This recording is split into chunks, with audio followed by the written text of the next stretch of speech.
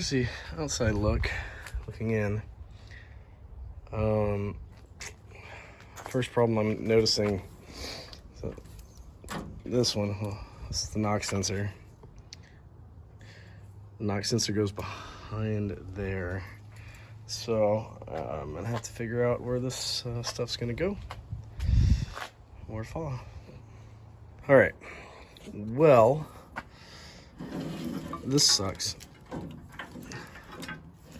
So what you'll see, and a lot of these are not good length. So why would that be, do you think? Well, come back here, start taking a look at this stuff a little bit closer. This was meant, normally when you exit the cab of the vehicle, you're already to the back of the engine. So what's different is we're at the back of the vehicle, or out of the cab of the vehicle to the side of the engine. So now everything is not the right size. Everything. So this is gonna take a while.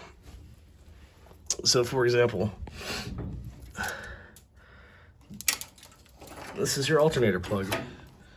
It's all the way back here. My alternator's right there.